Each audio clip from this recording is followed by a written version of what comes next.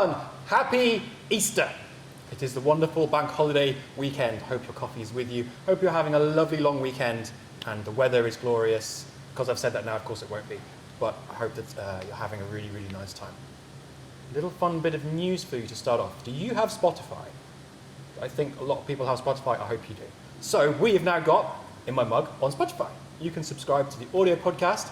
I will put a link somewhere up there if you're watching this on YouTube. So you can click on that, go have a look, subscribe. Just another fun way to get your weekly dose of In My Mug and a lovely chance to hear Mr. Dale Harris. And then you don't need to watch some of our bloopers and nonsense as we do it. You can just hear all the good stuff.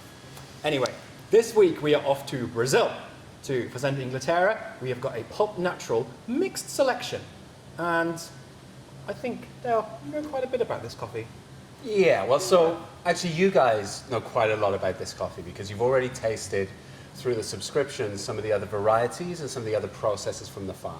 And so I don't want to talk too much about the details of the farm, but you can look back maybe 3 episodes ago, 5 episodes ago, something like that, and you can find out all about Canario, you can find out all about natural processing in Brazil, and you can find out all about the farm, Inglaterra, which is run by one of our really, really long-term partners, Stephen Hurst.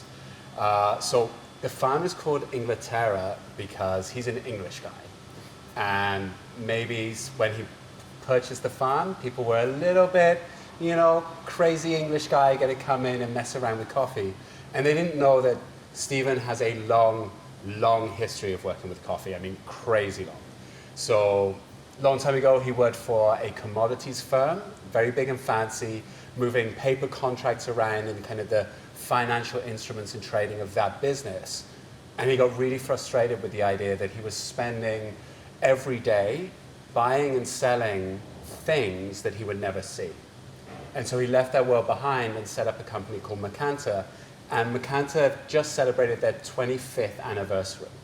And they've been so instrumental in developing and changing the coffee scene, particularly in London, but also around the world. So they have offices in the US, in Singapore, and in Australia.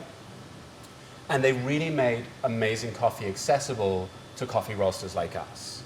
And they were so instrumental in allowing Steve and Has Been to become what it is now, the dream that it wants to fulfill. So Macanta are a coffee importer.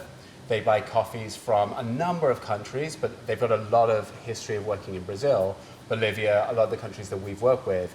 And they introduced us and helped us build many of the relationships that we've been celebrating over the last 12 and 28 weeks, whatever. So a lot of our farmers that we work with in El Salvador, we met through Stephen and through Macanta. A lot of the farmers that we work with in Brazil, Macanta have done a lot of the work in helping us manage the relationships, in helping make sure that the goods move from the one place to another, and really helping us build, an amazing route to bring those coffees to you customers.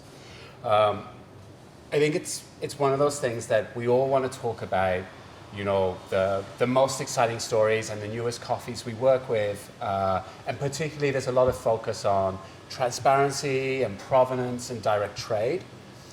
But actually when we're buying coffee, whilst we're buying a lot of coffee directly from the producers we work with, we're often using the infrastructure and the partnerships with companies like Macanta that we've built over years and years and years. And the services they provide both to us and to the farmers, just you can't achieve the same results without the help of that kind of industry and infrastructure and businesses like that. So I'm really proud of the work we do in Macanta. If you check out their website, if you want to learn more about some of the things we're talking about, like varieties or how much coffee is produced in a country and things like that, just flick through their website and you will learn so much. But if we talk a bit more about Stephen, so he set up this farm in Inglaterra. He really wants to design a farm that reflected the best coffee that Brazil can produce, not what it's normally known for. And so he went back and looked at a lot of heritage kind of farming techniques and different varieties that used to be grown in Brazil, but have kind of fallen out of favor as industrialization and mechanization has taken over. So he planted varieties like Canario, like Icatu. I can't remember some other ones. Acaya, did I say that? Acaya. Yeah. So this lot, this pulp natural lot, is a little different from the other ones you've tasted in that it's a mix of all the ones we haven't separated. And that's actually a much more accurate depiction of what coffee is from most farms in the world and what it used to be. So it's very rare to have one variety growing on its own. That's not the normal way the plants grow. That requires a lot of intention and a lot of forward planning. Most farms, and particularly most farms 10, 15 years ago, when people weren't separating varieties and maybe weren't that interested in that level of detail, most farms would have Coutura and Typica and Bourbon growing next to each other, and depending on the country, a different mix.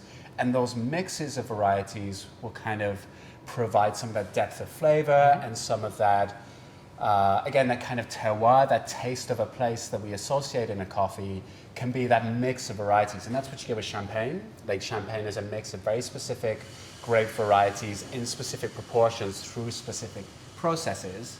That's what this coffee is. It's a pulp natural Brazil, which is that common flavor of Brazil. It's a mix of traditional varieties, and it's a really traditional, manual, hand-harvested, farmed approach. So when you taste this, you're kind of looking back 20, maybe 50 years to the kind of coffees that Brazil was producing in its heyday of quality, but at the same time with all the benefits that we've come from better information and better science over the last 50 years and a real focus on specialty. So that's a lot of noise. You're here to taste some coffee with us, so maybe we'll see if we can magic some up. Where's the coffee going to come from? Cups? Oh, that doesn't happen by accident. All right, coffee. It's just going to appear here. Yeah. Pour it in. We should pour it in rather than... We can't talk about how we brewed it because Roland did it. We're not talking about how we brew it because you know what? Sometimes it's just about the coffee. Just about the coffee. Yeah, and just about the taste. Did you know, fun thing for everyone at home, Dal just knows all that stuff. Like, he walked in, he had no idea what coffee we were going to be having, and he's just like, oh, you just know these things. Yeah, it's very, very impressive. That's what happens if you spend 10 to 15 years not doing a lot except reading coffee books. Nice.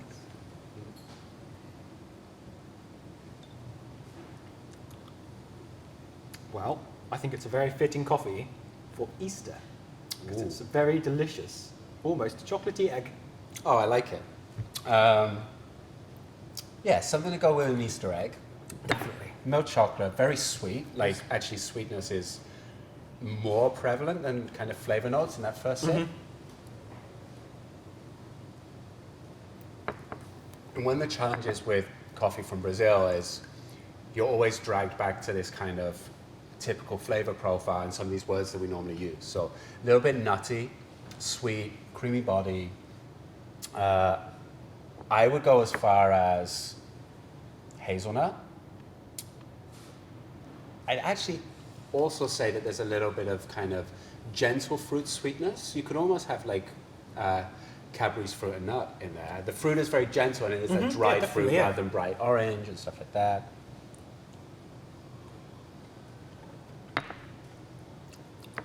Yeah, definitely tasty chocolate nuts. And super clean. Like it's got texture and it rolls on for a nice long kind of rich coffee flavor sensation, but it's clean all the way through. So it's not rough at the edges. It's just like kind of sweet and round. Sweet and round. We were talking about the flavor notes for this coffee, and it's almost, you know, it's a mixed lot of mixed varieties, and we're kind of saying like a mixed nut flavor, like a bag of mixed nuts.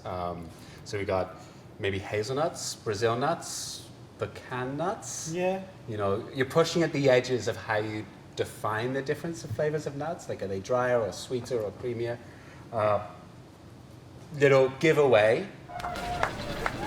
Okay, ladies and gentlemen, it is bank holiday prize-winning moment.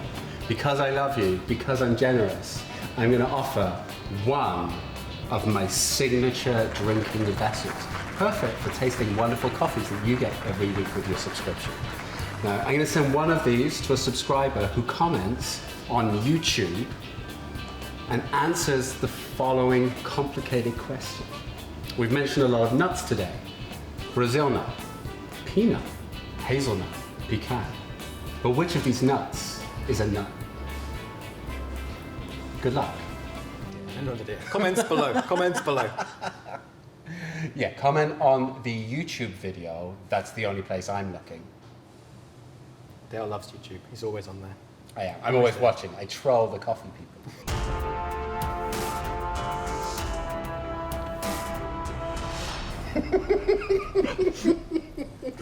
Oh dear.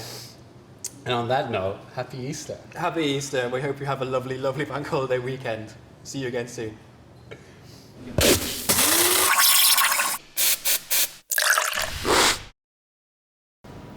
Now, it's possible that more than one of those nuts is a nut. Though only one of them could be a nut, or maybe none of them are nuts. I don't know what a nut is, but I feel you're watching over it.